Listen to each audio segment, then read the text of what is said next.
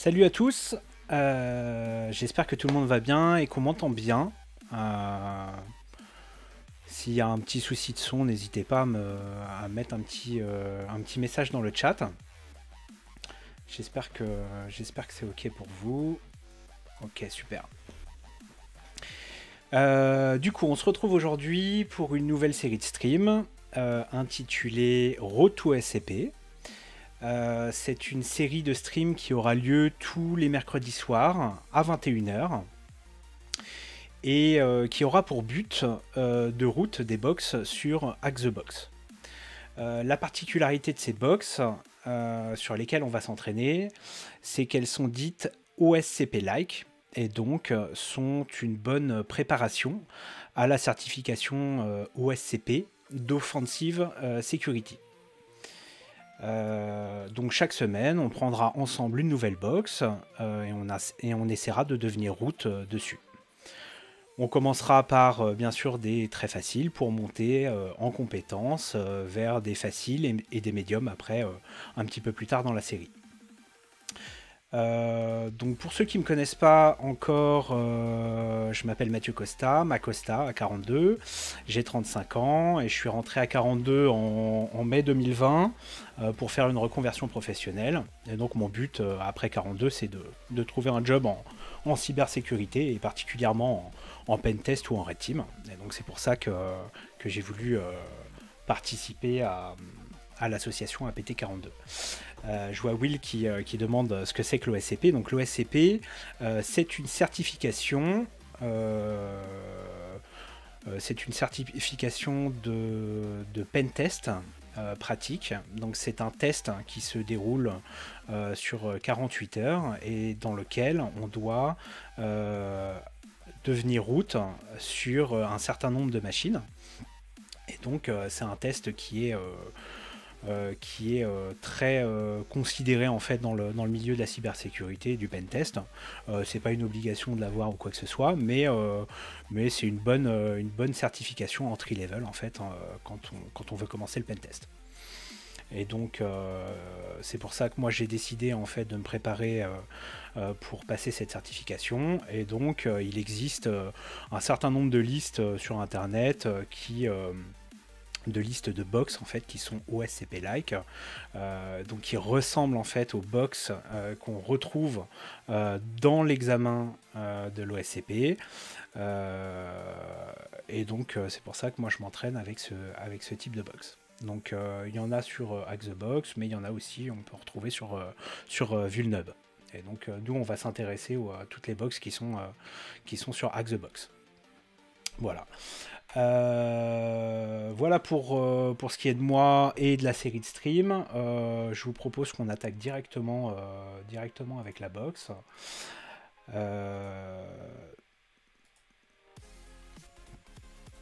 Donc là, moi je travaille sur une VM Kali Linux. C'est pas une obligation. Vous pouvez travailler avec n'importe quelle distribution Linux ou voire même sous Windows du moment que vous avez les bons outils. Pour les plus connus au niveau des distributions Linux, on va avoir Kali Linux, on va avoir Parrot, et puis ensuite on va avoir par exemple des VM Windows comme VM Commando par exemple, qui est spécialisé pour du pentest. On va avoir enfin voilà, mais en fait vous pourriez très bien prendre une distribution Debian classique et puis installer vos tools dessus et bosser dessus. Moi, j'ai choisi Kali Linux. Pourquoi? Parce qu'en fait, lors de la certification OSCP, Offensive Security, en fait, l'organisme qui fait la certification, préconise d'utiliser Kali Linux. Donc voilà, c'est tout simplement pour ça que je travaille dessus.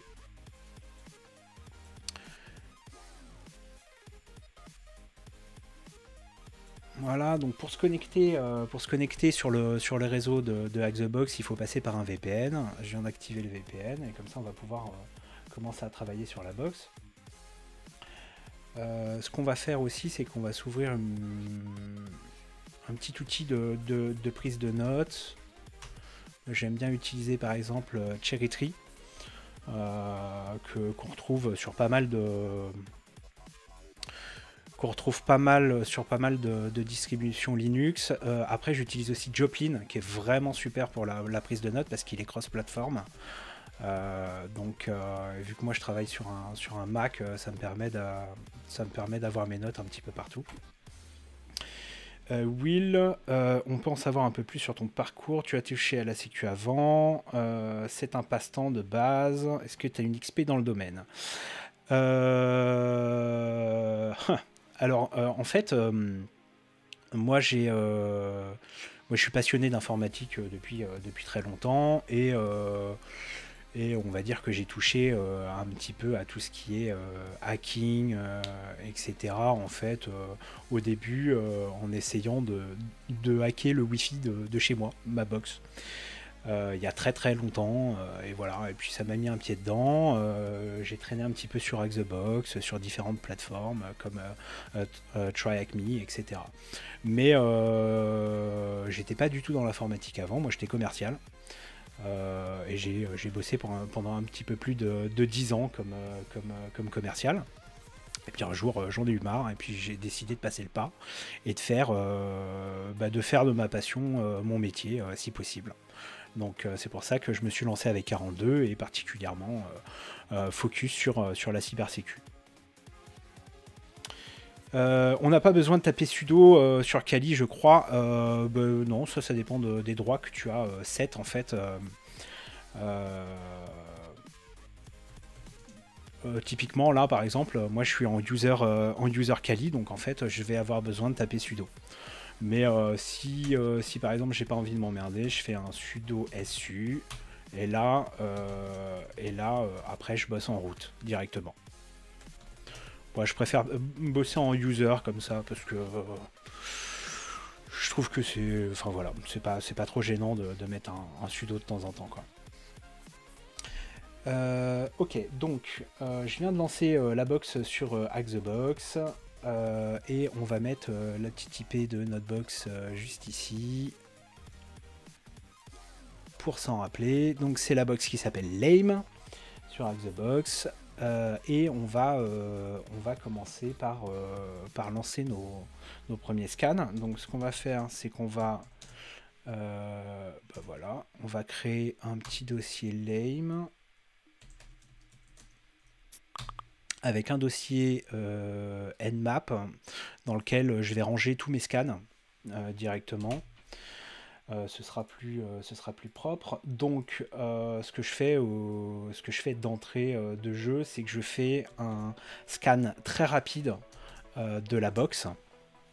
Je fais un scan très rapide de la box en fait avec tout de suite pour découvrir les premiers ports qui sont ouverts en fait. Tu as un shell sur la machine. Alors non, là pour l'instant on n'a pas de shell sur la machine. Là moi je suis sur ma VM, on m'a donné l'adresse IP d'un serveur, d'une box, et justement le but du jeu ça va être de pouvoir obtenir un shell dessus, puis d'élever nos privilèges pour devenir root. Donc l'IP notre bécane 111.86, ok. Donc là je fais un premier scan ultra... Merde. Si j'arrive à pas faire trop de bêtises.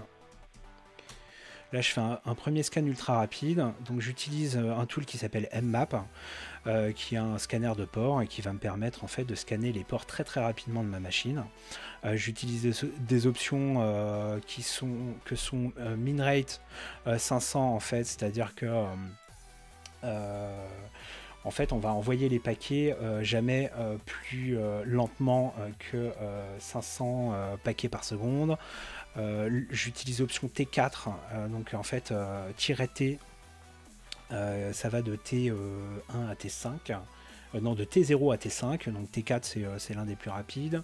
-F c'est pour fast mode, donc c'est pareil, c'est encore sur de la rapidité.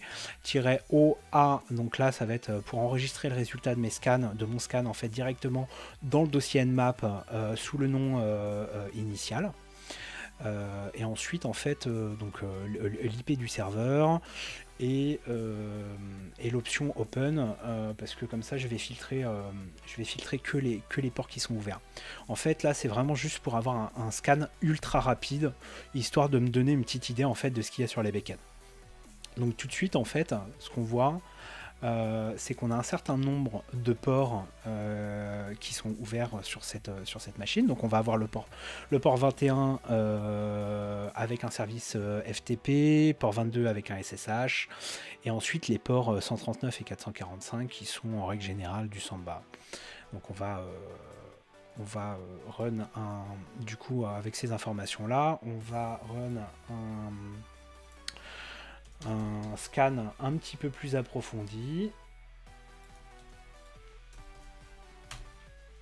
Donc là, ce qu'on va faire, c'est que maintenant que j'ai une petite idée des différents ports qui sont ouverts sur ma bécane, enfin sur la bécane à attaquer, je run un scan qui va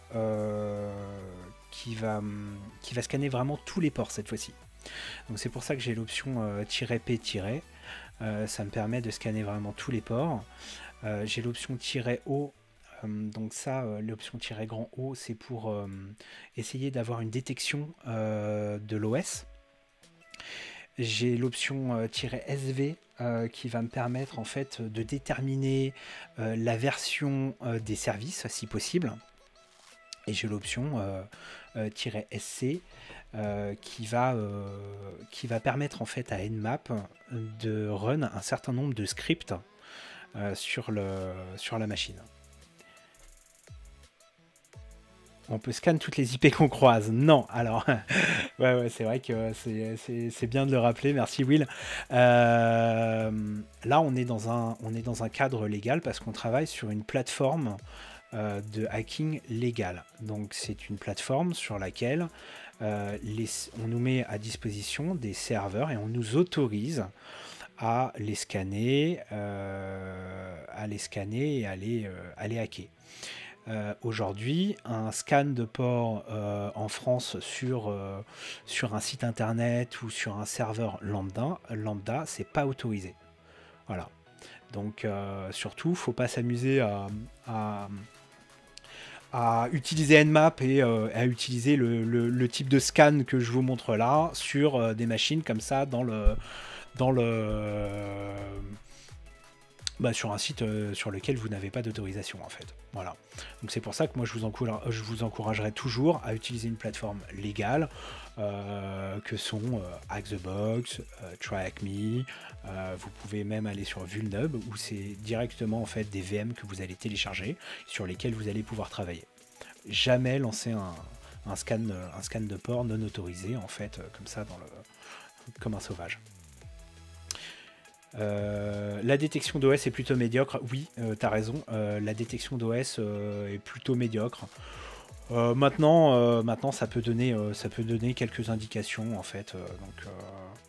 Donc c'est pour ça que je la rajoute quand même quoi. SC pour les scripts, en fait, Nmap intègre un certain nombre de scripts qu'il va pouvoir qu'il va pouvoir lancer en fait sur des ports en particulier ou sur une IP en particulier. C'est-à-dire que par exemple, on va le voir un petit peu mieux dans le prochain scan, d'ailleurs que je vais lancer, comme ça je vais l'expliquer un petit peu plus dans le prochain scan ici.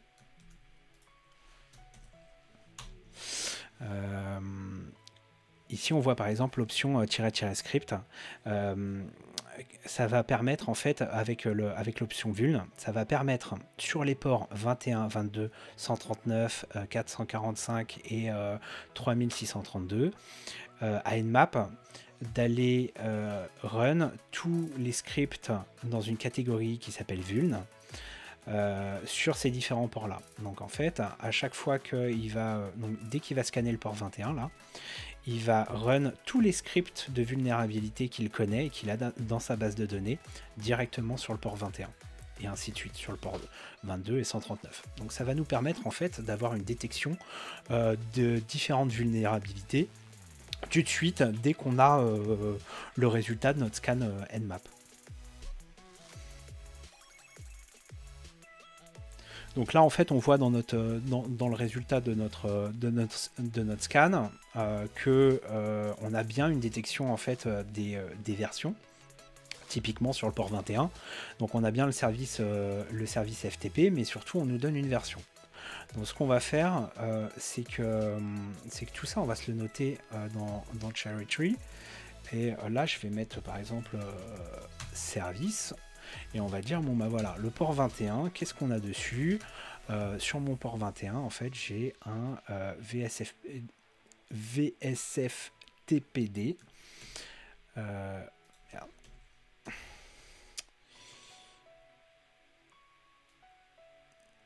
Donc on va se noter tout ça, et puis comme ça, après, ça va nous permettre d'aller vérifier chaque service. Et sur chaque service, de vérifier en fait s'il n'y a pas des vulnérabilités qui sont connues et qu'on pourrait exploiter.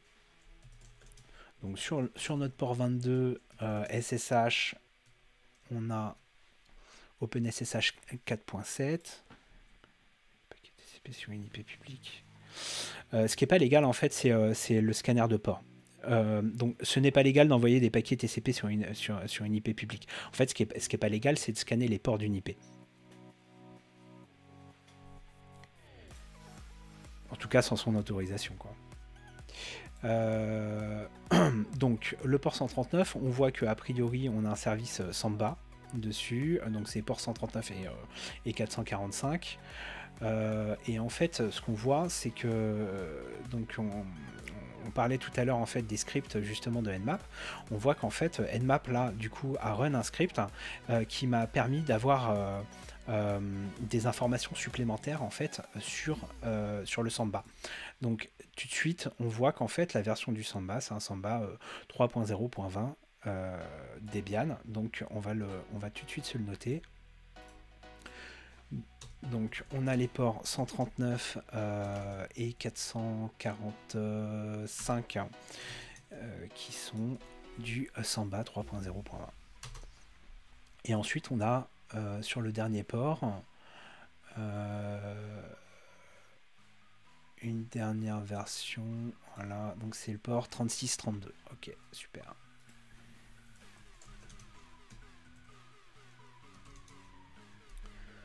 Ok. Donc, ce qu'on a fait après, c'est qu'on a donc lancé donc notre scan avec le script de vulnérabilité qui va aller checker en fait sur chaque port si Nmap arrive à nous trouver des vulnérabilités. Donc typiquement ici il va, vous voyez, sur le port 3632 il nous a trouvé en fait une vulnérabilité. Et donc on va se le mettre de côté, mais typiquement ici ce qu'il nous dit c'est que le port 3632 est vulnérable à cette CVE. Donc je vais me le noter ensuite. Firefox, on va se faire ça.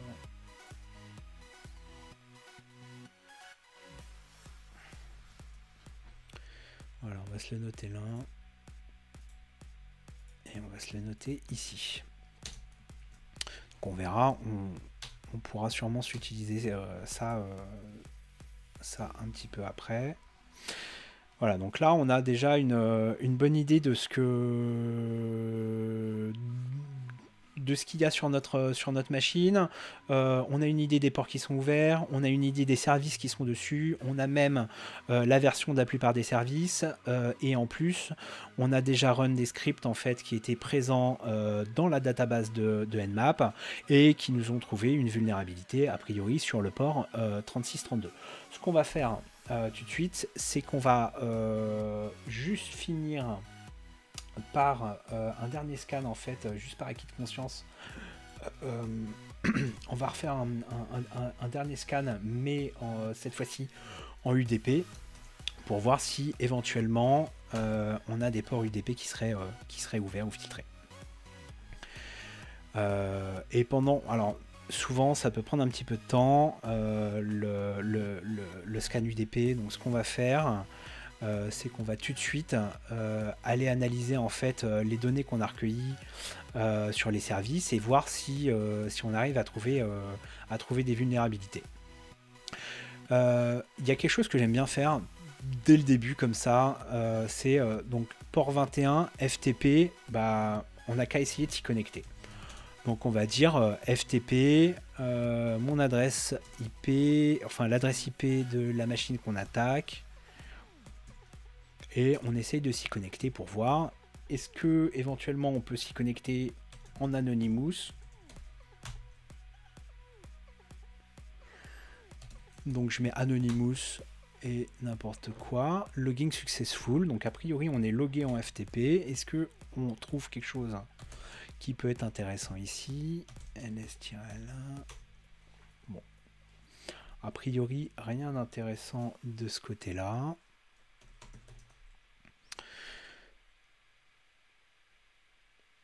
Salut, c'est une box ancienne. Oui, c'est une box très ancienne même parce qu'elle date de 2017. Et c'est une box très très facile de 2017. Et en fait, effectivement, elle est dispo que pour les VIP. Donc en fait, sur Xbox, quand on a un compte, on a accès en fait à un certain nombre de box qui sont actives. Donc si je raconte pas de bêtises, ça doit être 5 box easy, 5 medium et ainsi de suite. Et en fait, il y a un roulement. Au bout de 3 semaines, un mois, en fait, les box sont sorties et puis il y a des nouvelles qui arrivent. Et une fois qu'elles sont sorties, en fait, il faut payer un VIP pour pouvoir avoir accès à ces box-là. Le VIP, je crois que le VIP de base, il doit être à 12 euros, je pense. Et il vous donne accès à toutes les box qui ont déjà été faites par Hack the Box. Vous avez accès à tout. Ok, donc pas de risque de se faire spoil sur un truc actif. Non, non, non, non. Et d'ailleurs, c'est interdit de streamer des box actives. Donc de toute façon, sur ce stream, vous ne verrez que des box qui sont déjà retirées en fait. C'est que des inactives. Voilà. Et donc après, tu as encore un dernier, palier de VIP, c'est VIP+, je crois qu'il est à 17 euros, un truc comme ça. Et ça te permet d'avoir accès à toutes les box, mais surtout, ça te permet en fait d'avoir une instance que à toi de la box. Donc là, par exemple, moi j'ai le VIP+, donc c'est pour ça que j'ai une instance qui est que à nous. Il n'y a personne d'autre qui travaille dessus, donc il n'y a personne qui peut péter la box ou péter la config de la box pendant que nous on est en train de travailler dessus. Dans quelle mesure Nmap est tenu à jour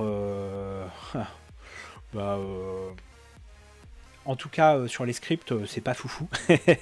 Mais rien ne t'empêche de développer les tiens, tes propres scripts. Et ensuite, Nmap, on pourrait regarder. Hein. On pourrait regarder, à mon avis, ils ont une petite page GitHub. Hein.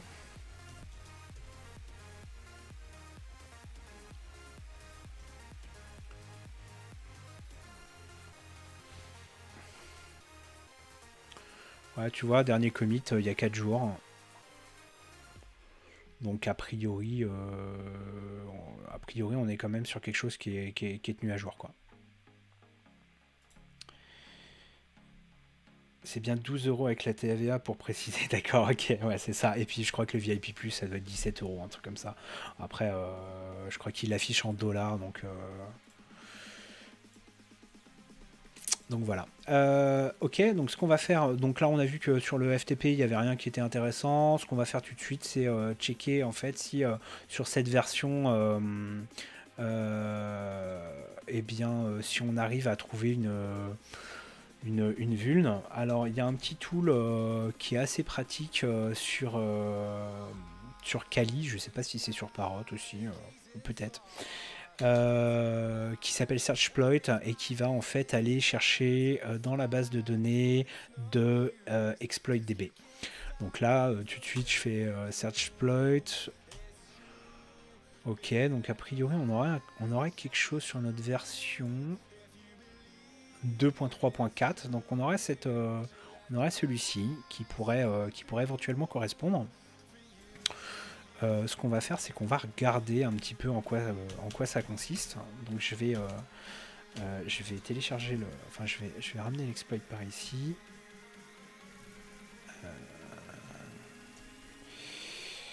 Voilà, donc on l'a ici. Alors on va regarder en quoi consiste l'exploit. Ok, donc ici on a alors ici on a les références en fait. A priori, voilà, on a les références de la vuln. Tu peux ajouter tes custom scripts. Ouais, exact. Tu peux ajouter tes custom scripts. Ouais. J'ai même vu d'ailleurs dans certaines annonces qu'on peut trouver genre sur LinkedIn ou Indeed et tout ça en pentest que certaines boîtes recherchaient des gens qui avaient l'habitude en fait justement de scripter pour Nmap. Ça peut intéresser certaines sociétés. Donc là en fait on regarde un petit peu en quoi consiste la vuln. Ok, donc là en gros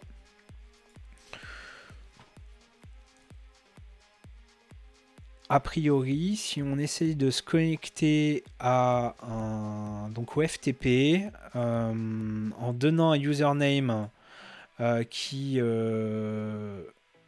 aurait en fait un smiley, on pourrait éventuellement avoir une backdoor. Ok, on va regarder comment fonctionne le script un petit peu, juste voir un petit peu quelle tête ça a.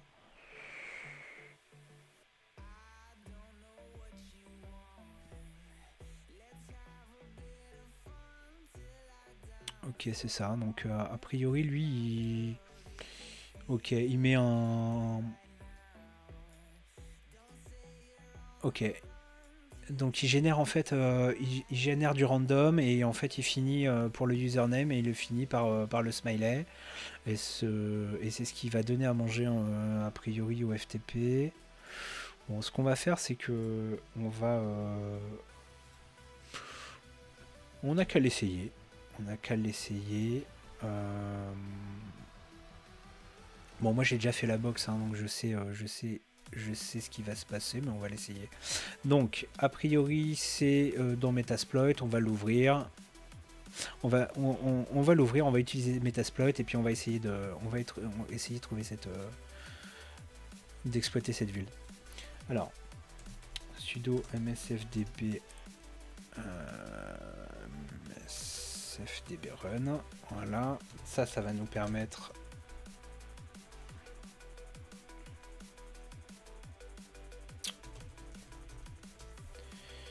voilà. Ok.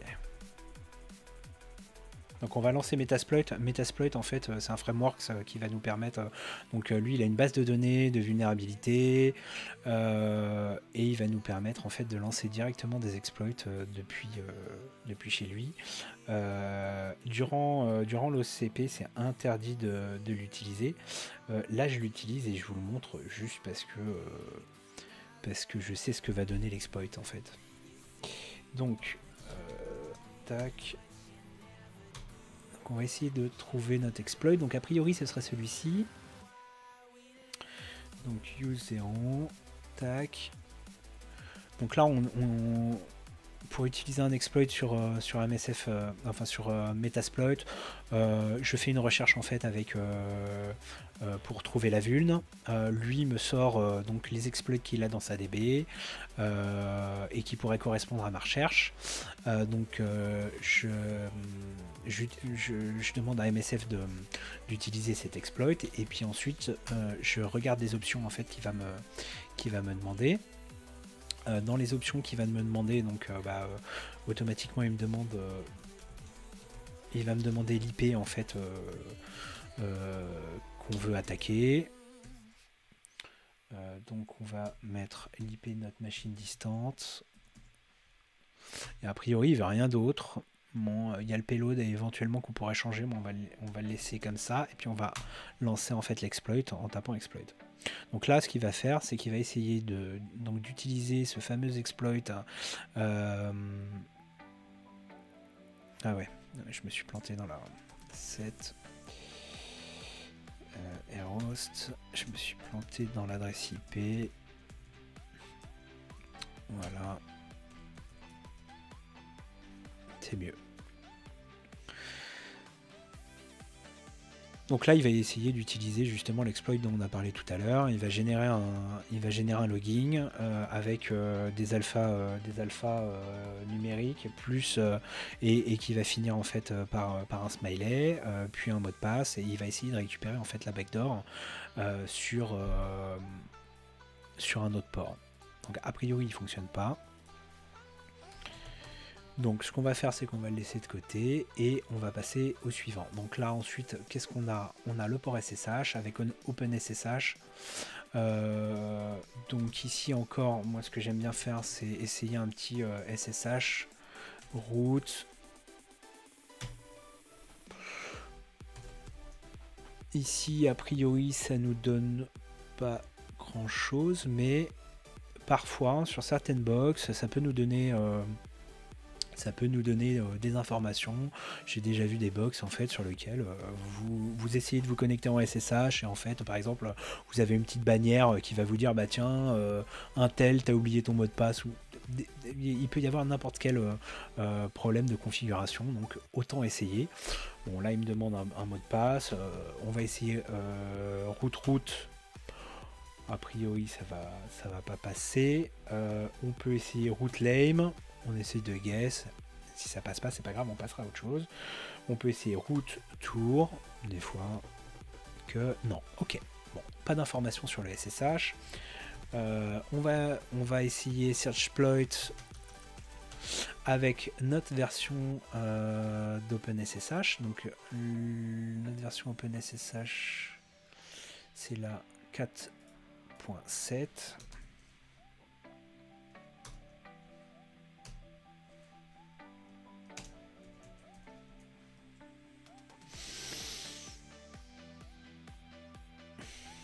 Bon. Là, en l'occurrence, j'ai rien de très concluant. Ce qu'on va faire, c'est que on va continuer notre tour d'horizon des différents services, et puis on va essayer du coup de voir ce qui se passe sur Samba. Donc Samba, on va faire pareil que le FTP et que le SSH. On va essayer de s'y connecter directement. Donc, comment on s'y connecte? Donc, on peut utiliser différents outils pour se connecter en SMB. Nous, ce qu'on va utiliser là, c'est tout simple. On va essayer SMB Client. Ouais, nickel. Donc on essaye donc SMB client-L parce que ce qu'on veut c'est lister les shares qu'il y a sur les serveurs et notre adresse IP. Ok, workgroup root, a priori on a une visibilité dessus, donc on a quoi? On a des shares print, temp, opt, IPC admin, a priori print IPC admin, ça a l'air d'être du standard. On aurait la temp et opt éventuellement. D'ailleurs temp avec le comment, a priori ce serait pas du classique de configuration. Alors qu'est-ce que tu nous dis? OpenSSH c'est la version comprise entre... non. Pourquoi ne pas exécuter ces scripts?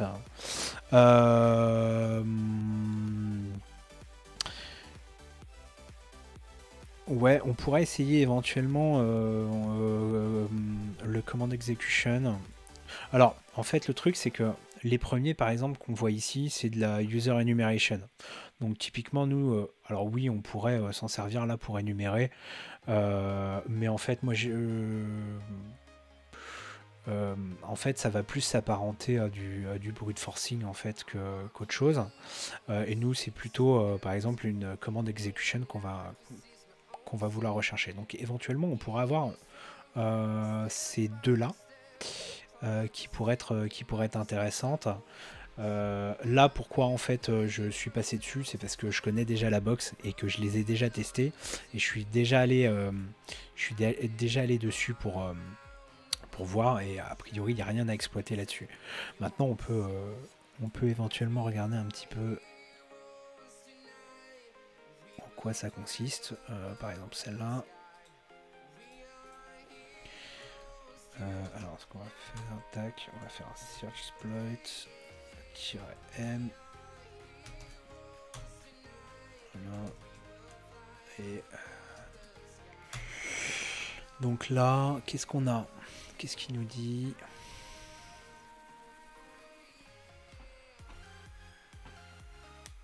Ok, donc ce sera un exploit de misconfiguration dans OpenSSH inférieur ou égal à 6.6, donc effectivement ça pourrait correspondre. Ce qu'on va faire, c'est qu'on va ouvrir le link en fait de la description de la vuln en fait directement pour regarder un petit peu en quoi ça consiste et si éventuellement ça peut correspondre.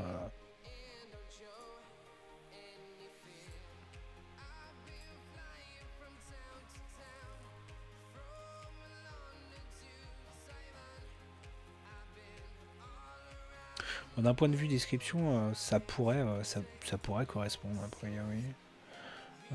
Ce qu'on peut faire, on va l'essayer. On va l'essayer quand même. Du coup, il faudrait que je touche à ça. Host, port, username, segforce. Non.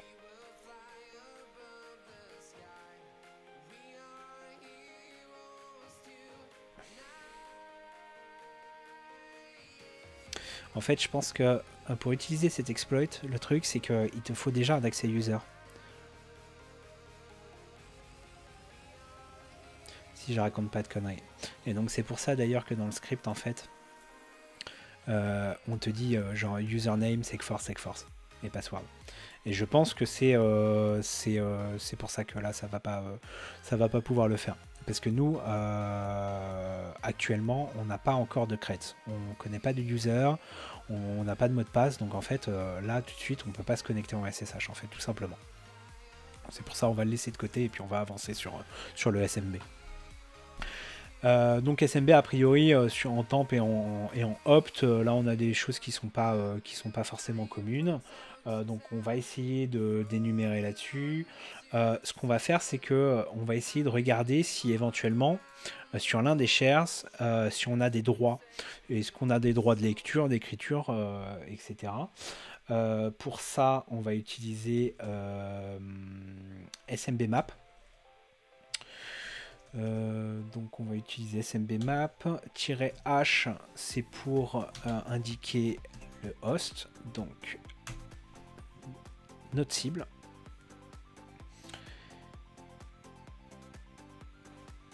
Ok, donc on va essayer d'avoir des résultats plus propres. Voilà, donc là, il y a un truc qui est intéressant, c'est que on voit que sur le share temp, a priori, on aurait des droits de lecture et d'écriture.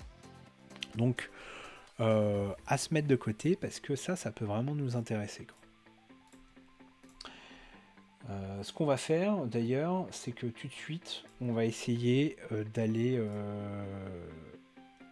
on va tout de suite essayer d'aller dans temp. Donc, on va réutiliser SMB Clients. Ouais, comme ça. Bon, on voit que j'ai déjà fait la box. Hein. Hop, SMB Client, pas de password. Et là, a priori, on est dedans. Ok, on peut lister, il y a un certain nombre de fichiers. On se trouve bien en temp. Ok.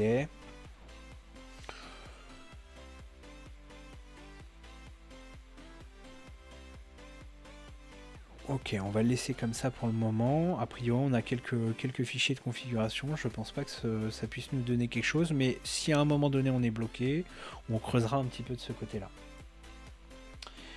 Ce qu'on va faire, ce qu'on va faire maintenant, c'est qu'on va vérifier la version de notre Samba.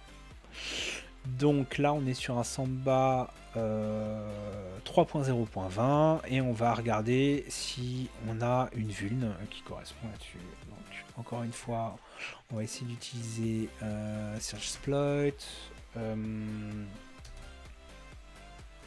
Samba. Ok. Donc a priori, on a quelque chose. On a quelque chose.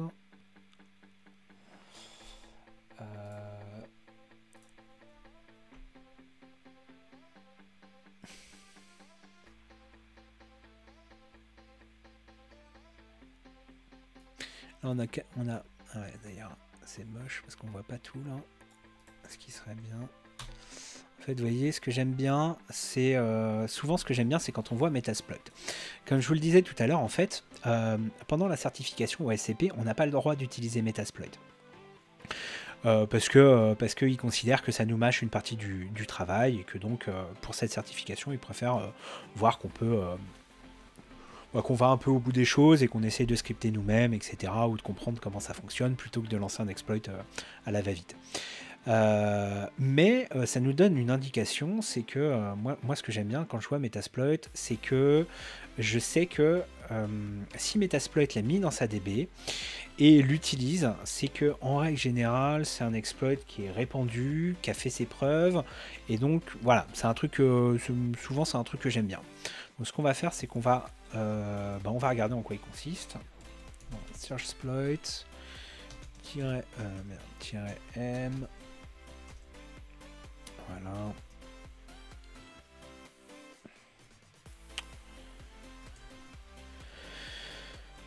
C'est le 16. Ok. Donc, qu'est-ce qu'il nous dit? On va faire... On va le faire comme ça. Ce sera plus beau. Ouais, voilà. Donc là, qu'est-ce qu'on a? En quoi ça consiste? Donc déjà, on a deux petits liens qui sont la référence en fait au niveau de la vulne. On va les ouvrir, on va regarder un petit peu s'il y a des choses qui sont intéressantes. Ok, donc il y a une vulne. Donc c'est bien notre version, hein, il n'y a pas de souci là-dessus.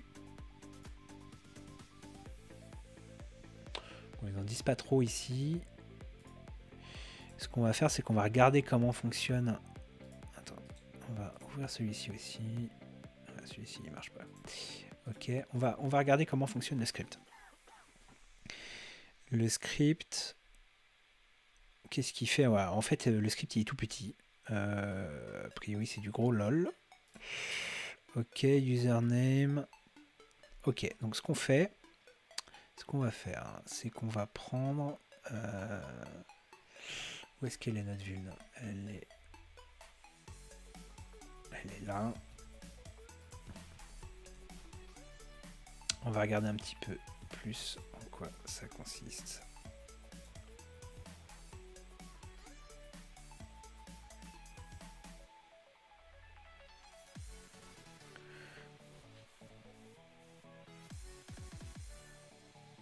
Bon, là on a des scripts tout faits.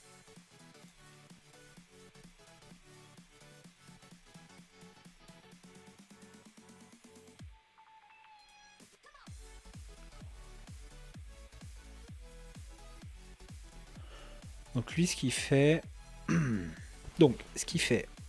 c'est que a priori, il se connecte en SMB et ce qu'il va dire, c'est que il va en gros dire que le username c'est, donc il va changer, en gros il va dire que son username c'est ça plus le payload plus bon la fin, le petit tilde, le petit truc là. Donc bah en fait on n'a qu'à l'essayer. Parce que ça a l'air ultra simple. Donc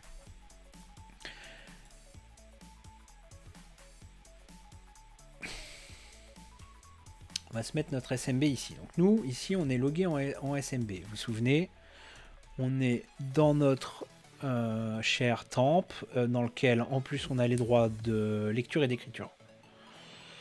On a le droit de search exploit, oui, bien sûr, parce qu'en fait, search exploit, c'est comme si tu... en gros, c'est comme si tu allais là sur Google, tu fais exploit DB et tu recherches ici.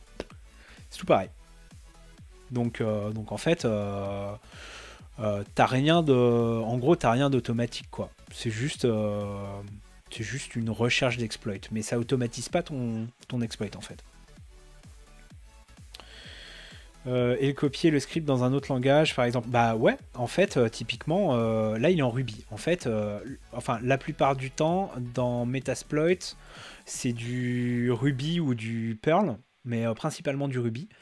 Et bah en fait, tu le prends, tu regardes comment ça fonctionne, et puis tu le mets en Python, par exemple. Moi, c'est ce que je fais. D'ailleurs, là, si l'exploit fonctionne, etc., après, s'il y a des gens qui sont encore chauds, on peut vite fait le scripter en Python, et puis regarder si ça fonctionne, quoi. Et en fait, tu chopes juste un script quelque part, et puis tu le traduis, quoi. Ok, bah, ce qu'on va faire, là, c'est qu'on va le tester. Donc, pour le tester, moi, ce que j'aimerais bien, c'est genre que... Donc là, a priori, on a dit que on pouvait envoyer... Donc, en utilisant le username plus un payload, en gros, on pouvait faire en sorte que notre serveur envoie une commande. Donc nous, ce qu'on va essayer de faire, par exemple, là, c'est que on va essayer de faire en sorte que le serveur cible, il nous ping nous. Donc pour nous pinguer nous, ce qu'on va faire, c'est que d'un côté, je vais faire un sudo tcp dump. Ouais, bah il est là. Donc sudo tcp dump -i pour mon interface, c'est une 0 et icmp parce qu'on va faire un ping. J'espère que vous avez révisé NetWatt. Donc je le lance ici et lui il va se mettre en écoute en fait de tout ce qui peut arriver sur ma bécane en ICMP. Ça tombe bien parce que on veut faire un ping. Et ce qu'on va faire de l'autre côté, c'est que du coup nous on va vouloir changer notre username et mettre donc cette espèce de petit no-up plus notre payload, donc notre commande. Donc là, ce qu'on va faire, c'est que pour changer le username, on va utiliser la commande. Donc on va faire logon.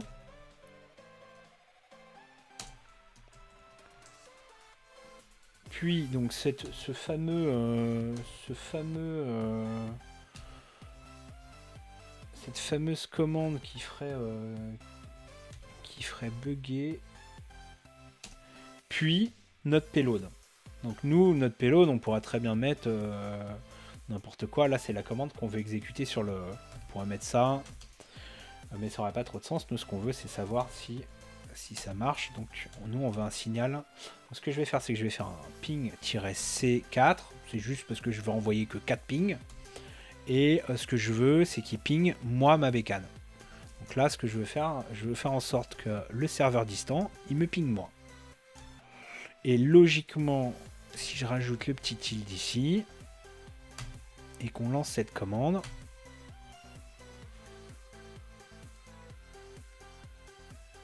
ok. Donc on voit bien que ça a fonctionné.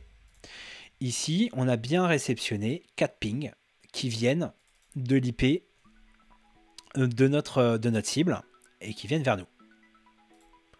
Donc nickel, donc on sait que ce format, il fonctionne.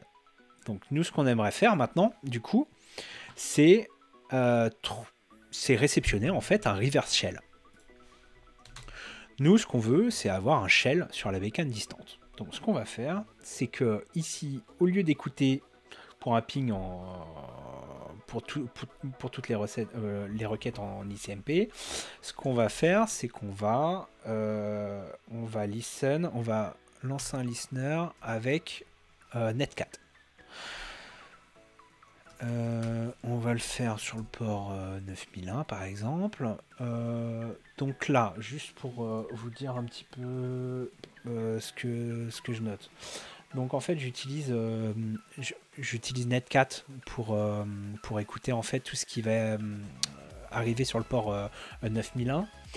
Les options ici en fait c'est un "-L" pour listen, parce qu'on est en écoute. Un "-N" parce que en fait nos DNS, on veut pas de DNS. "-V" parce que verbose. Et "-P" parce que en fait c'est le port 9001. Et ensuite j'utilise RLWrap, merci Will d'ailleurs pour les tips.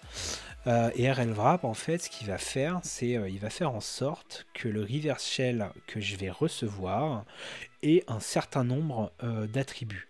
Et donc typiquement, ça va me permettre d'avoir par exemple dans mon reverse shell l'historique des commandes, etc. De pouvoir utiliser par exemple le CTRL L pour effacer pour faire un clear, etc. Donc voilà, c'est juste du confort. Donc j'utilise mon listener, enfin je lance mon listener, et là, du coup, on sait que cette commande, elle fonctionne. Donc là, nous, on va simplement remplacer nos pings qu'on a fait tout à l'heure par une commande netcat.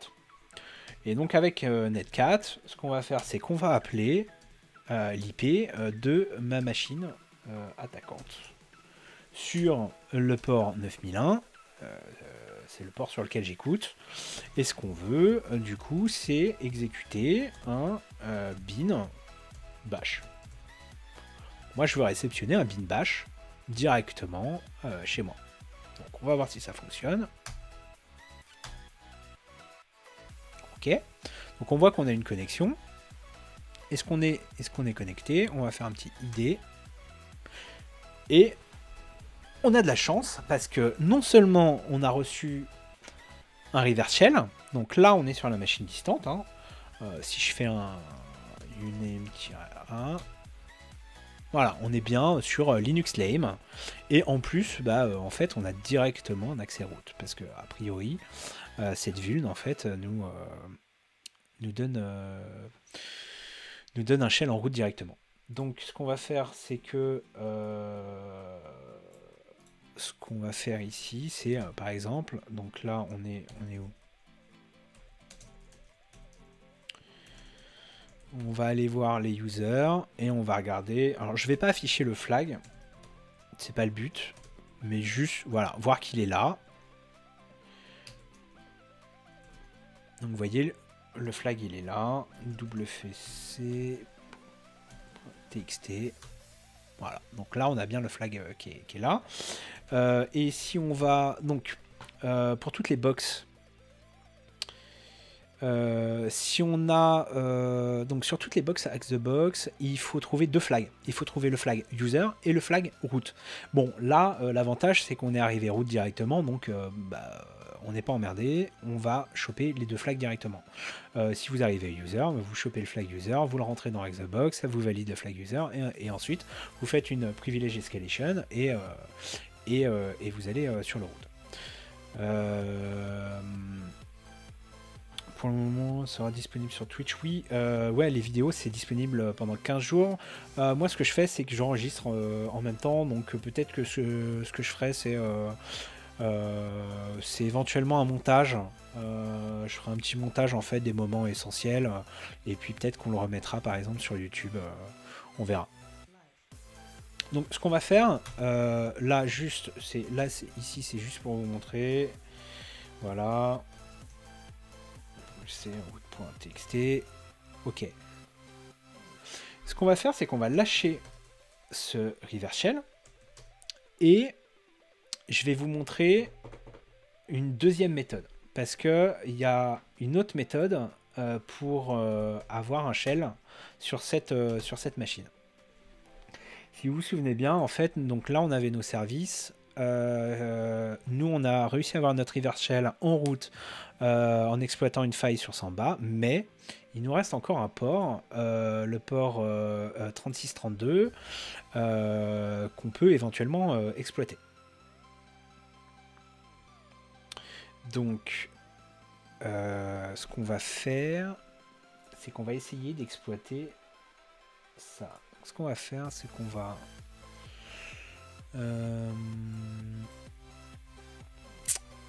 je sais pas si vous vous souvenez, mais... oui, si, c'est ça. En fait, Nmap nous avait... bon, on va y aller directement. Tac. On va cd Nmap. Voilà. Donc là, vous voyez que j'ai tous mes scans qu'on a fait tout à l'heure. Et ce qu'on va faire, c'est qu'on va re-regarder, en fait, celui qui nous intéressait, c'est le vuln. Donc on va chercher le vuln, Nmap, et on va le revoir. Et donc en fait, sur ce scan Nmap, on avait vu que ce port-là était vulnérable à cette CVE. Donc ce qu'on va faire, c'est qu'on va essayer éventuellement de l'exploiter.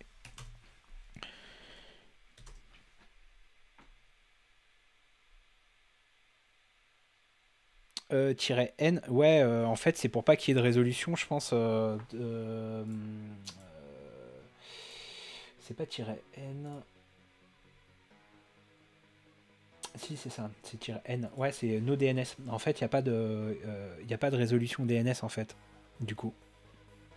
C'est pour ça qu'on met N.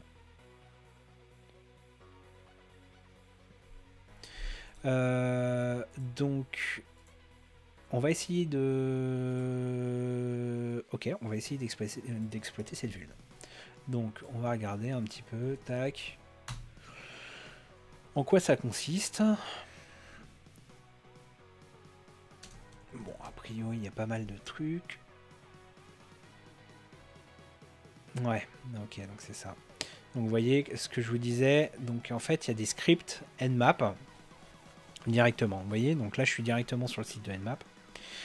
Et en fait, là, on a carrément un script qui va nous permettre, a priori, d'exploiter la vulnérabilité qu'il a trouvée précédemment. Donc a priori, les commandes, ça ressemble à ça. Donc on va essayer de se faire ça de suite. Donc ce qu'on fait, on va refaire comme tout à l'heure. On va faire un POC. D'un côté, on va se mettre un sudo tcp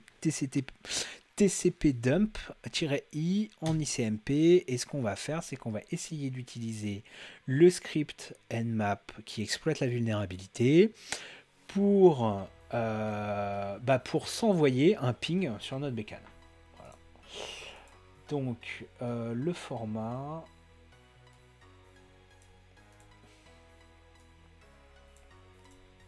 On va le mettre là. Le format, il est là. Clac. Donc, on va simplement faire ça.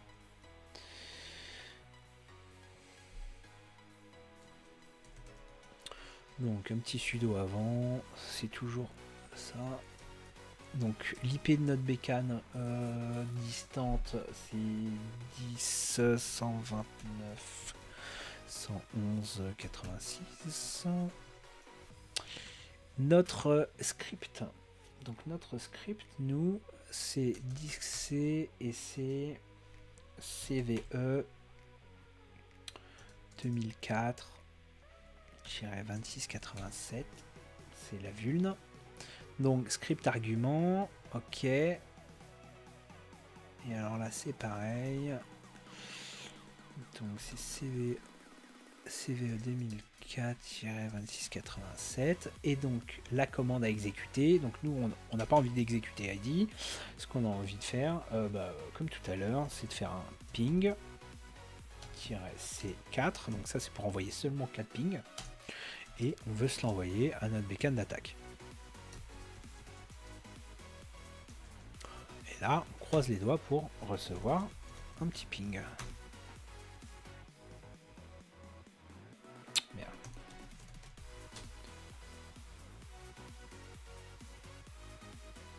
Ok. Donc, on reçoit bien un ping. Donc, ça nous dit que le script... Voilà, bah nickel. On a toutes les données, voilà. Donc, ça nous dit bien que la bécane... elle est vulnérable, et non seulement elle est vulnérable, mais en plus on arrive à exécuter des commandes exécuter des commandes et à recevoir quelque chose sur notre bécane. Donc on va faire comme tout à l'heure. Ce qu'on va faire, c'est qu'on va changer cette commande-là. À la place de faire un ping-c, bah nous, on veut un reverse shell. Donc, on va se faire un reverse shell. Donc, on va utiliser netcat-nv vers ma bécane d'attaque 130 sur le port. On s'en fout, 9002 -e pour exécuter, et nous on veut exécuter un bin bash. Ok, et du coup on la met en attente, et de l'autre côté ce qu'on veut c'est écouter avec netcat sur le port 9002. On est bon? Ok, donc on va écouter et on essaye d'avoir un shell.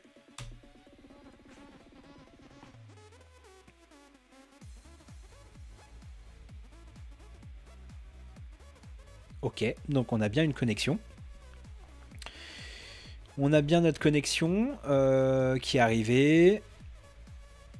Et donc, si on tape un petit ID, ok, donc on est bien sur notre machine, on a notre reverse shell, mais par contre, cette fois-ci, on n'est pas root. Cette fois-ci, on est daemon. Ce qui nous arrange pas super. Ce qu'on va faire, on va juste vérifier comme ça pour vous montrer, on est bien sur la machine. Et puis bah, pour travailler, ce qu'on va faire, c'est qu'on va essayer d'avoir un shell complet, parce que là, pour l'instant, il y a des commandes qu'on va pas pouvoir passer. Alors ce qu'on va faire, c'est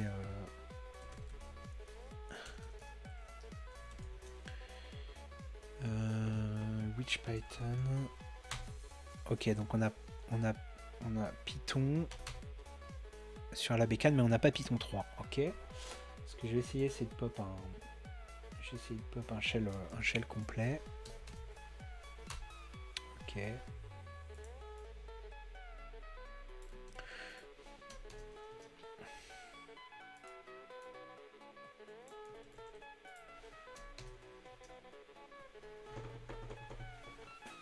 Pourquoi Nmap s'est arrêté côté serveur?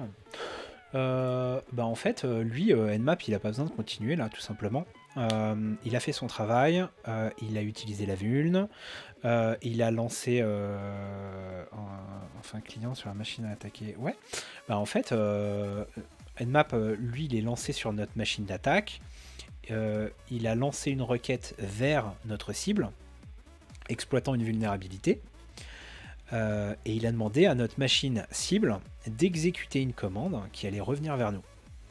Donc en fait, à partir du moment où il a demandé, lui, au serveur distant d'exécuter sa commande, en fait, limite, Nmap, il a plus lieu... lui, il a fini son job, donc en fait, c'est pour ça qu'il s'arrête. Et de l'autre côté, nous, on a notre reverse shell. Pourquoi? Mais parce que là, ça n'a plus de rapport avec Nmap.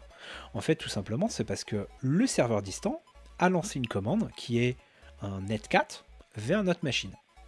Donc en fait, là, maintenant, ça se joue entre nous, 10, 10, 14, 130, et la machine distante, 10, 129, 111, 86. Ok, donc là, on est bien sur la machine distante, on est dans temp, et ce qu'on va essayer de faire, c'est... non, il n'y a pas de questions bêtes, hein. N'hésitez pas, hein, je suis là pour ça, justement, c'est pour ça qu'on commence aussi par des... Alors, pour le coup, il y a peut-être des gens qui s'ennuient un peu sur ce type de box, hein, mais le but du jeu, c'est de commencer sur des box faciles pour justement pouvoir expliquer certains fondamentaux, la méthodologie, et encore, quoique là, la méthodologie, j'ai pas été bon ce soir, parce que là, on voit rien qu'à ma prise de notes, mais ça, c'est parce que moi, j'ai mes notes que j'ai déjà pris... avant. D'ailleurs, je pourrais vous les mettre à disposition éventuellement sur le Discord pour que vous voyez un petit peu la méthode, comment je fonctionne. Mais voilà, il n'y a pas de questions bêtes. On commence facile, posez toutes les questions que vous avez, et puis on va essayer de monter en compétence ensemble, quoi. Donc, ce qu'on va faire, c'est que là, on va essayer d'aller lire notre user. Donc, on se souvient qu'il était dans Maki, ls, Et là, si je fais un wc user.txt, est-ce qu'il me le compte? Oui, donc a priori, j'aurai le droit de lire user. Mais si je vais dans... Si j'essaie d'aller dans ces déroutes... Ah ouais, wow, j'ai le droit. Ok, wc root.txt. Ah, permission denied. Ok. Donc, a priori, on a le droit d'aller dans route. Ce qui est assez étonnant. Ok. On a le droit d'aller dans route. Ok, mais on n'a pas le droit de lire route. Enfin, route.txt. Ok, donc en gros là, il faut qu'on ait, faut qu'on ait les droits pour, faut qu'on arrive à trouver un moyen de privesque, d'augmenter nos privilèges pour pouvoir lire route.txt. Là, ce qu'on peut regarder, c'est éventuellement, je vois qu'il y a un fichier SSH. C'est toujours sympa. Ouais. Est-ce qu'on a un 4 là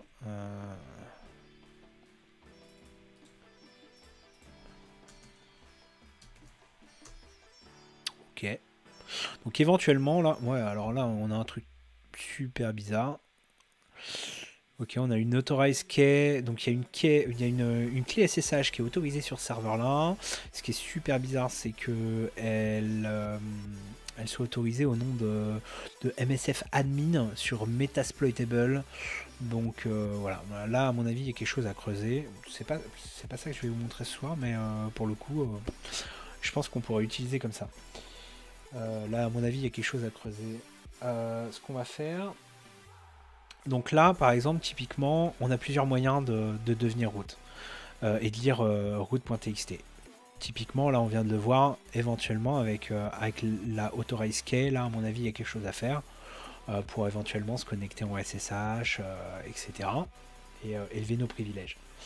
Une deuxième manière, en fait, d'élever nos privilèges, ce serait, par exemple, ici, quand je fais un uname-a, ça va me donner en fait la version de kernel du serveur. Et donc typiquement en fait avec cette version de kernel, ce qu'on pourrait faire, c'est aller rechercher comme d'habitude sur Google Linux, tac, la version du kernel et regarder tout simplement si s'il n'y a pas quelqu'un qui a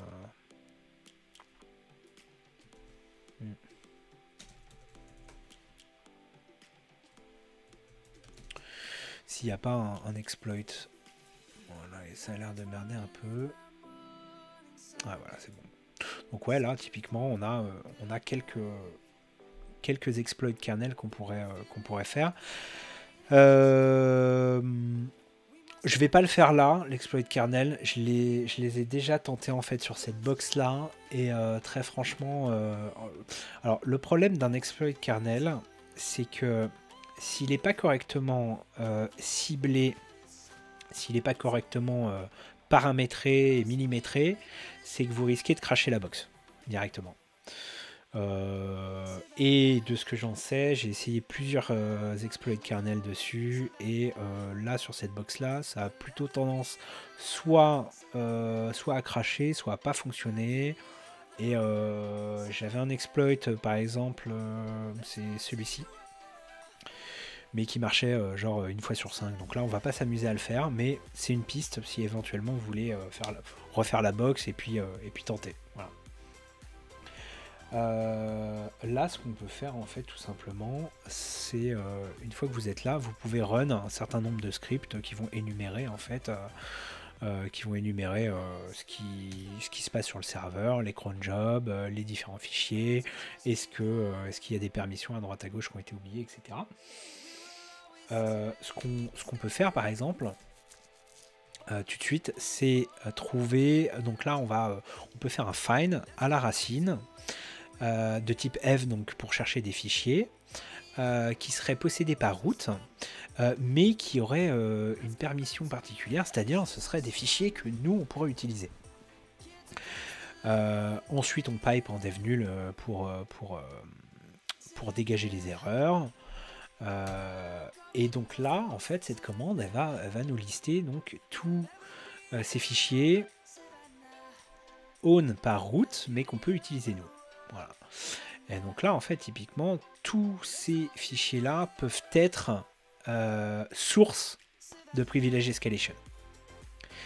Moi, je vais vous en montrer un là, parce que je sais qu'il fonctionne et que c'est comme ça que je l'ai fait. Et parce qu'en plus, on l'a utilisé tout à l'heure, c'est Nmap. On voit en fait que sur cette box, il y a Nmap qui est installé. C'est own par root, mais c'est exécutable par moi. Donc c'est super. Ce que je vais faire, c'est que... Alors, je vais vous montrer un site qui est trop bien pour ça. Ça s'appelle GTFOBin. Je vous redonnerai les références, hein, de toute façon, des sites.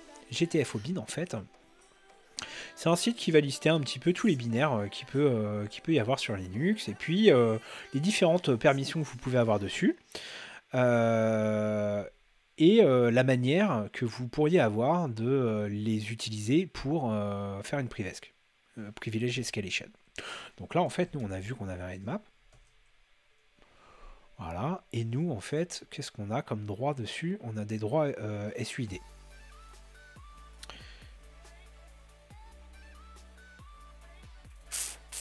Donc, potentiellement, on pourra utiliser ça ou ça pour nos privilèges. Donc, ce qu'on va faire, je vous montre ici. ID, privilège, rien. UID, daemon. Ce qu'on va faire, c'est qu'on va utiliser sudo nmap -interactive.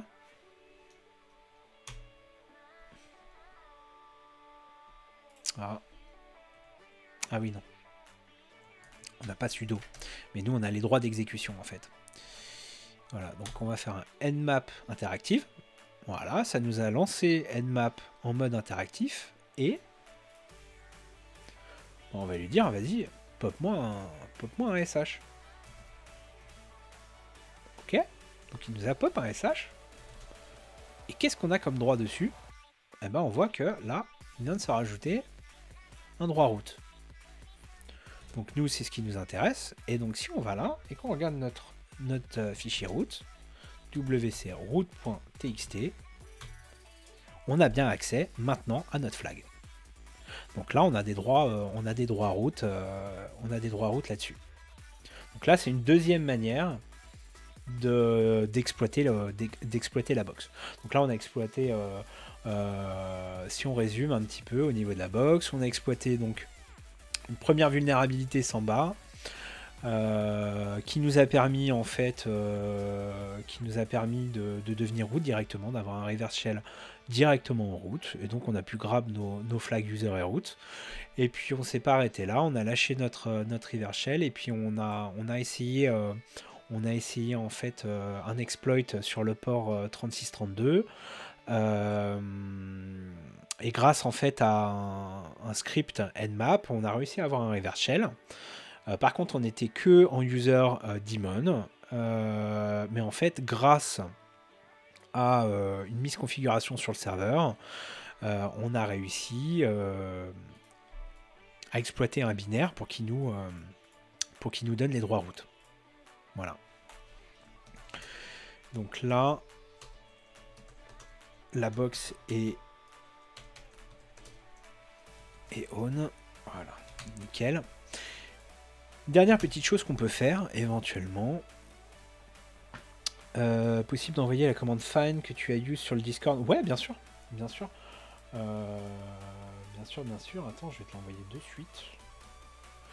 De toute façon, ce que je vais faire, c'est que... Alors, est-ce que vous avez accès... je vais la mettre dans Hack the Box. Hein. Je vais la mettre dans Hack the Box, comme ça.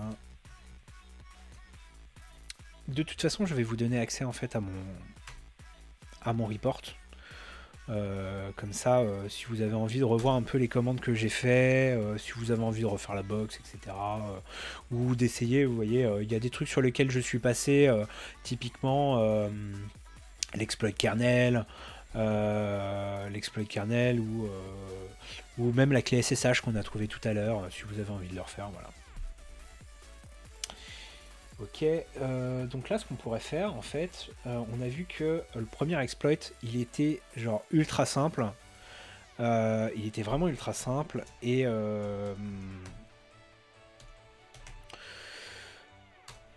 qu'en plus il nous donnait accès directement à un reverse shell en route. Donc, ce qu'on pourrait se faire, vite fait, et regarder si ça fonctionne, c'est que on pourrait se le scripter rapidement, par exemple en Python. Euh, Je dois l'avoir sous le coude. Tac. Non, elle est où cette vue? Ouais, c'est celle-là. Ok. Bon, on va le faire dans Vim, hein. C'est moche, mais ça fonctionne. Ok, donc, on va se mettre le bang, user. On va se le faire en Python, Python 3. Python 3. Donc ça c'est un script que j'ai déjà fait, mais on va se le faire ensemble vite fait. Ce qui peut être marrant, c'est justement de tenter d'exploiter la bug d'une autre. C'est d'un request vous a montré, c'est pas forcément possible. Ouais, ouais, moi enfin, c'est l'intérêt en fait de se faire des box faciles là comme ça en préparation au SCP, c'est que bon, alors déjà c'est des box qui ont un certain nombre d'années parce que celle-ci elle est sortie en 2017. Elle est très très très facile, faut se le dire. Mais du coup, ça permet d'exploiter plein de trucs différents. Si là, on a eu un reverse shell sur deux ports différents. Si demain vous arrivez à avoir le reverse shell, par exemple par le SSH, tant mieux, ou par le FTP, nickel quoi. C'est des manières de plus que vous allez apprendre. Et c'est pareil après, plutôt que de juste, par exemple, utiliser un Metasploit ou de vous arrêter à votre exploit où vous êtes root. Bon bah se refaire la privilege escalation de daemon à root, ça peut être intéressant de la faire de différentes manières, soit avec un exploit kernel, avec du SSH, avec là en exploitant un binaire en SUID ou quoi que ce soit. De toute façon, c'est toujours des choses en plus que vous allez voir, et en fait vraiment enfin plus j'avance dans le pentest et plus je me dis que c'est vraiment en fait faut en voir un maximum, en pratiquer un maximum pour ensuite être à l'aise en fait sur les nouvelles box quoi. Parce que après il y a des automatismes qui vont venir et puis il y a des choses qui vont entrer, des services que vous avez déjà exploités, des failles que vous avez déjà exploitées, puis ça va fluidifier le truc quoi. Ouais, c'est le pain, c'est le prix d'un pain au chocolat. Après, ouais, 12 euros, bah, après, ça dépend des bourses de chacun. Mais alors, même si c'est pas sur Xbox, éventuellement, ce que vous pouvez faire, c'est, je sais pas, si vous n'avez pas 12 euros pour faire le VIP, déjà sur Xbox, vous pouvez faire d'autres choses. Vous pouvez faire toutes les box actives. Après, là, en ce moment, elles sont un peu dures, mais là, non, il y en a une facile en ce moment. Il y a Spectra, je crois, ou Script Kiddie, je crois. Enfin, il y en a deux qui sont super faciles en ce moment. Donc, éventuellement, déjà, dans les actifs, gratos, vous pouvez les faire. Ensuite, il y a plein de challenges. Vous pouvez, par exemple, si vous êtes débutant, commencer par des challenges web. Il y a des challenges qui sont marrants en OSINT, par exemple. Voilà, vous pouvez faire pas mal de choses. Et comme dit Will, effectivement, ouais, il y a peut-être une réduction si vous faites partie de la team 42 d'ailleurs sur Xbox. Il y a un formulaire que vous pouvez remplir sur le Discord en fait pour demander à avoir une invitation dans la team 42. C'est toujours sympa, ne serait-ce que déjà pour représenter votre école et puis si ça peut donner une réduction, tant mieux. Et puis sinon, si c'est pas sur Xbox et que vraiment, par exemple, c'est trop dur au niveau des actives et que bah, vous n'avez pas les sous pour vous payer un abonnement, et bien vous allez sur Vulnhub. Vulnhub, ils ont des centaines de box qui sont gratuites. Et alors, par contre, eux, ils vous les mettent pas à disposition, genre avec un VPN, etc. En fait, vous allez télécharger une VM et c'est vous qui allez faire votre propre lab chez vous. Donc vous allez lancer la VM qui est vulnérable, et ensuite avec votre VM d'attaque, vous allez attaquer la VM vulnérable. Et donc c'est une manière de pouvoir s'entraîner gratuitement quoi.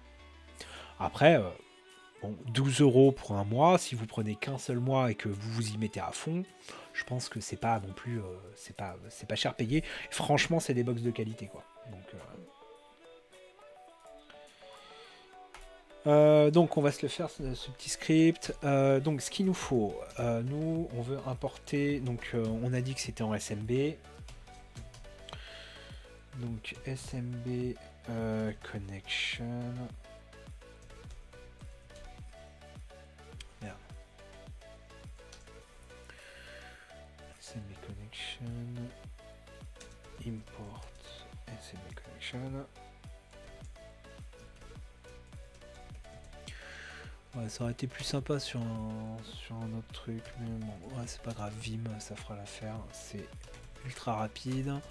Ok, donc nous, ce qu'on veut, on va def notre exploit. Qu'est-ce qu'on veut comme paramètre? Nous, on a besoin de 3 paramètres. On a besoin de la cible, on a besoin de notre IP, parce qu'on veut un reverse shell, et on a besoin du port. Ouais, le Discord de APT. Alors là, c'est vrai, on est sur Twitch, donc c'est en public. Donc il y a peut-être des gens qui ne sont pas de 42. Mais du coup, le Discord d'APT, c'est un Discord qui est réservé en fait aux étudiants de 42. Mais vous pouvez nous le demander, oui, sur le Slack de 42 ou directement ouais, sur le Slack, ouais.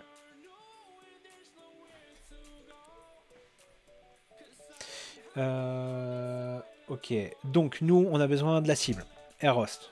On a besoin de notre IP, donc localhost.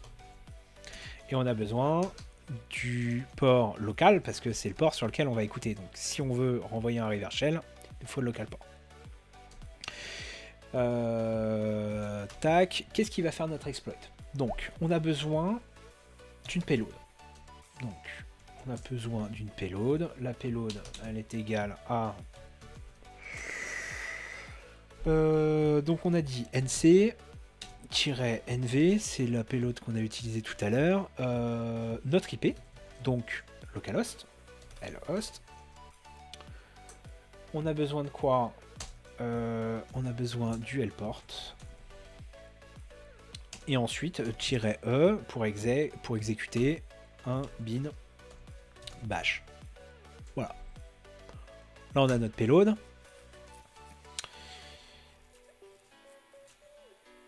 Ouais, alors oui, les streams, bien sûr, ils sont publics. Vous pouvez regarder, vous pouvez vous abonner à la chaîne. Il n'y a aucun souci là-dessus. Simplement, en fait, nous, on fait partie de l'association de cybersécurité de 42, et en fait, cette association est réservée en fait au stud de 42 parce qu'il y a une charte à accepter et qu'il y a des ateliers qui sont réservés en fait aux étudiants de 42. C'est pour ça. Mais aucun problème. Abonne-toi à la chaîne et on se retrouve tous les mercredis soirs. Et puis il y aura même d'autres streams. Il y a Will qui devrait streamer des box un peu plus, même beaucoup plus durs. Et voilà. Qu'est-ce qu'il nous faut d'autre? Il nous faut donc la payload en entier. Enfin, la payload en entier. C'est-à-dire qu'en fait, quand on était connecté au SMB, on changeait le logging. On changeait le logging. Et pour changer le logging, ce qu'on faisait, c'est qu'on faisait donc logon.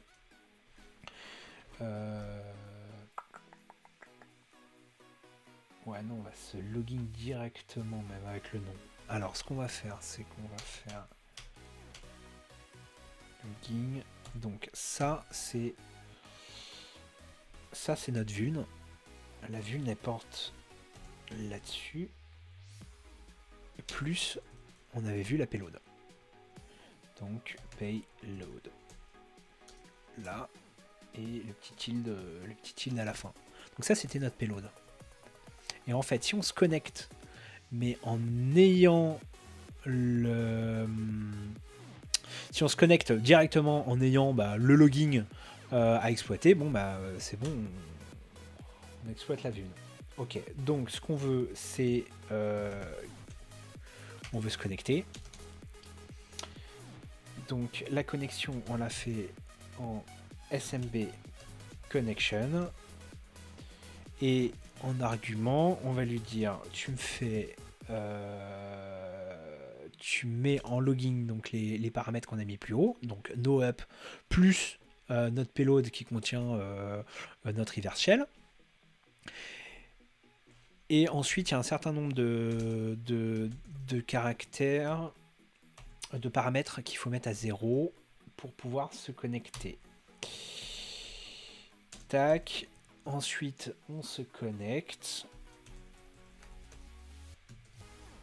en lui disant bah, host, donc la cible, le port 139, et on lui met un timeout. Timeout égale 3. Ok, on est good. Ensuite, ce qu'on veut, c'est prendre nos arguments, hein, du coup, les arguments de notre petit script. Donc, ce qu'on va dire, c'est que si lender argv, voilà, ça vous connaissez, hein, 42, le fameux argv. Donc, si on n'a pas le bon nombre d'arguments, on lui donne les usages. Donc je vais juste mettre un petit print là, histoire de print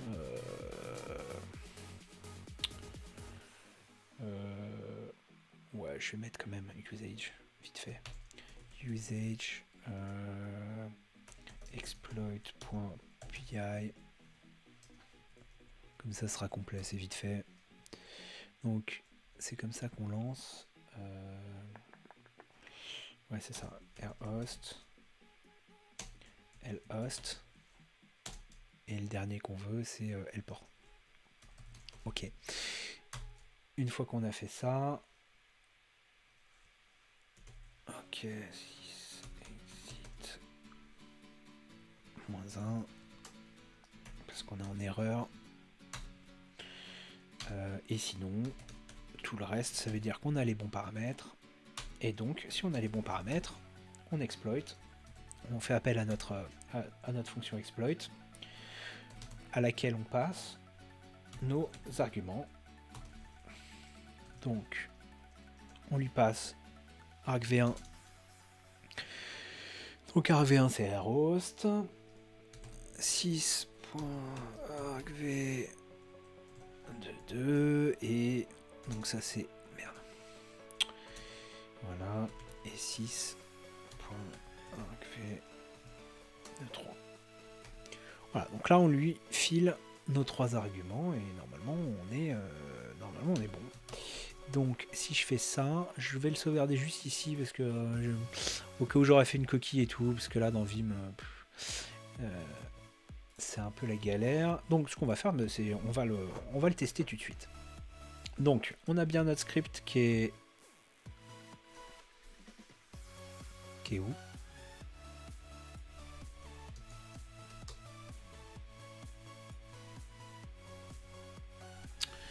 Où est-ce que je l'ai mis? Layman. Ah ouais, ok. Je l'ai mis dans une map. Ok. Il est là? Ah ouais, c'est pour ça.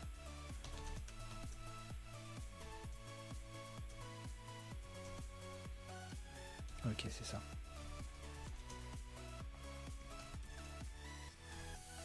Je lui donne les droits d'exécution, hein, c'est hmod plus X.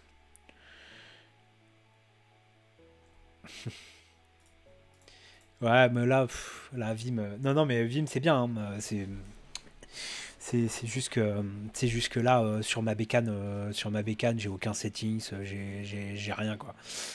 Là, sur cette bécane d'attaque, c'est vraiment un Vim tout classique, quoi. Ok, donc ce qu'on fait, c'est que du coup, nous, on veut un listener. Sur le port, on va retester encore, hein, 9001 ou lit. Ok, on a notre listener qui est là.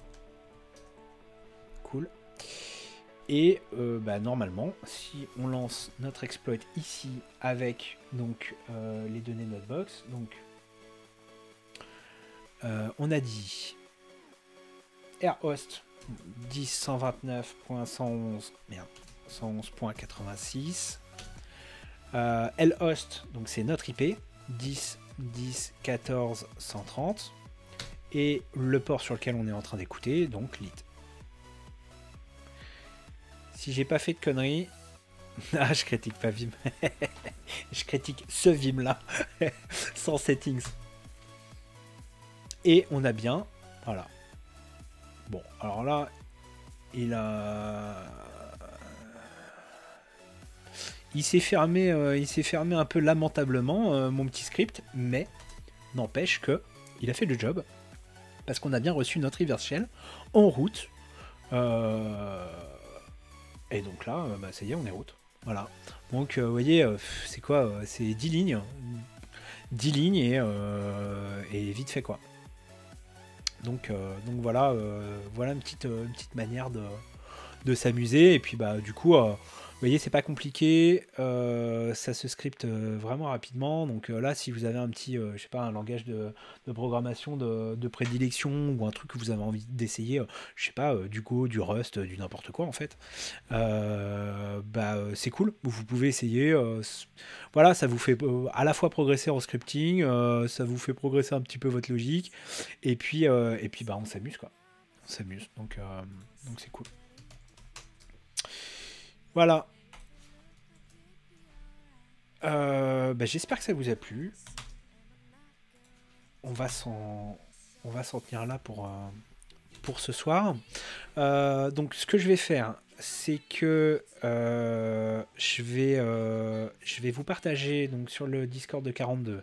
Pour ceux qui sont de 42, je vais vous partager en fait mes notes. Les notes que j'ai prises, que vous n'avez pas vues là, que j'ai sur mon deuxième écran, et qui expliquent un petit peu tout ce que j'ai fait ce soir, tout le cheminement qu'on a fait ensemble. Ce que je vais faire, je vais essayer de faire, on verra. C'est mon premier stream, donc je sais pas encore comment sera la qualité, etc. Mais moi j'ai enregistré en parallèle, donc peut-être que je ferai un petit montage histoire de condenser un petit peu tout ça et puis de le remettre en ligne pour ceux qui auraient envie de revoir un passage ou pour ceux qui auraient manqué le stream. Et puis voilà, n'hésitez pas si vous avez des questions, etc. Mercredi prochain, ce qu'on fait, c'est que donc mercredi soir, 21h, et on va s'attaquer à une box qui s'appelle Legacy. Et alors cette fois, on sera sur une box Windows. On reste encore sur du très très facile. On va y aller pas à pas, voilà, on mettra 1 heure ou 2, on essaiera éventuellement, alors je sais plus si j'ai un petit script sous le coude sur celle-ci, mais bon, on essaiera de voir ce qui est possible de faire.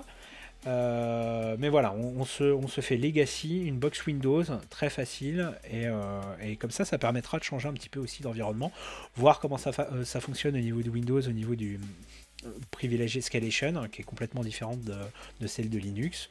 Et puis ça va vous permettre de voir un environnement finalement qu'on n'a pas trop l'habitude de voir à 42, parce qu'on est beaucoup dans un environnement Linux et Mac, et pourtant c'est super intéressant en fait de faire des box Windows, parce que finalement en entreprise il y a énormément de postes Windows et de serveurs Windows. Comme dit Will, on est en train de mettre en place une chaîne YouTube. Tout est en train de se mettre en place, hein. C'est une association qui est toute jeune, hein. On a fait notre présentation il y a quoi, 2 semaines, 3 semaines, je sais plus. Mais voilà, il faut le temps que ça se mette en place. Si vous avez des remarques ou quoi que ce soit, n'hésitez pas. Vous m'envoyez un petit MP.